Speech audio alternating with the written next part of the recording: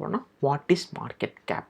So market கேப்னா என்னது, so market cab use பண்ணிவிட்டு நம்ம என்ன பண்ணலாம், அதை வச்சுட்டு ஸ்டாக்ஸ் வந்து நம்ம பை பண்ணலாமா செல் பண்ணலாமான்னு இந்த வீடியோவில் பார்க்க போகிறோம். ஸோ மார்க்கெட் கேபிட்டலை கண்டுபிடிக்கிறது ஒரு ஃபார்முலா இருக்குது. என்ன ஃபார்முலானா market capital equal to shares outstanding into current share price. So இந்த ஷேர்ஸ் அவுட்ஸ்டாண்டிங்னா அது எப்படி டிட்டர்மைன் பண்ணணும்னா இதை வச்சு தான் டைப் பண்ணணும். Shares owned by public, so owned by public and then promoters, investors. So இந்த 3 கேட்டகரி இருக்கான பீப்புளோட ஷேர்ஸ் எல்லாம் நம்ம வந்து அக்யூமுலேட் பண்ணோன்னா அதுதான் shares outstanding. So into current share price. So இப்போ மார்க்கெட்டில் இருக்க ஷேர் ப்ரைஸ் என்னதுன்னு மல்டிப்ளை பண்ணோன்னா நமக்கு வந்து மார்க்கெட் கேபிட்டல் கிடைக்கும். ஸோ இப்போ நீங்கள் வந்து ஒரு டவுட்டு இருக்கும் உங்களுக்கு வந்து, ஸோ அப்போ வந்து மார்க்கெட் கேபிட்டல் வந்து ஒவ்வொரு நாளுமே மாறுமானா ஒவ்வொரு செகண்டும் மாறதுக்கு சான்ஸ் இருக்குது. ஏன்னா ஒவ்வொரு செகண்டுமே கரண்ட் ஷேர் ப்ரைஸ் வந்து வேரியேட்டே இருக்கும். ஸோ அதனால் வந்து மார்க்கெட் கேபிட்டல் வந்து இந்த மந்த்துக்கு இது, இந்த நெக்ஸ்ட் மந்த்துக்கு இப்படின்னு இருக்காது. எவ்ரி செகண்டுமே மாறதுக்கு நிறைய சான்சஸ் இருக்குது.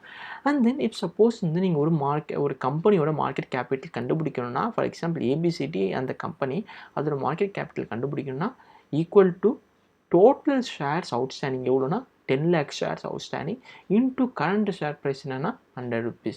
ஸோ 10 lakh இன்டூ 100 வந்து 10 crore rupees வந்து market capital of that ABCD company. So இப்போ வந்து இந்த மார்க்கெட் கேபிட்டல் பேஸ் பண்ணி வந்து என்ன பண்ணுவாங்கன்னா ஸ்டாக்ஸ் வந்து கிளாஸிஃபை பண்ணுவாங்க. Large cap stocks, mid cap stocks, small cap ஸ்டாக்ஸ்ன்னு கிளாஸிஃபை பண்ணுவாங்க.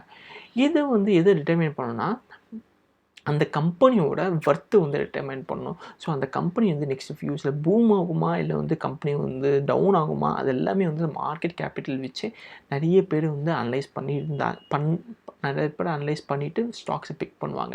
ஸோ லார்ஜ் கேப்பில் பார்த்தோன்னா என்ன க்ரைட்டீரியானா market capital should be about 10,000 crores. So 10,000 crores மேலே வந்து மார்க்கெட் கேபிட்டல் இருந்தால் அது லார்ஜ் கேப்.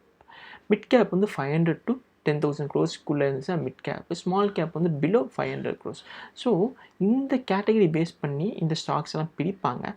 அதில் வந்து நீங்கள் வந்து ஸ்மால் கேப்பில் இன்வெஸ்ட் பண்ணணும்னு நினச்சிங்கன்னா அதில் நிறைய ப்ளஸ்ஸும் இருக்குது, அதே மாதிரி நிறைய மைனஸும் இருக்குது. ஏன்னா நிறைய ப்ளஸ் என்ன இருக்கும்னா அந்த கம்பெனி நல்ல பூம் ஆகிற மாதிரி இருந்துச்சுன்னா அந்த ஸ்மால் கேப் வந்து மிட் கேப்பாக ஆகிறதுக்கு சான்சஸ் இருக்குது.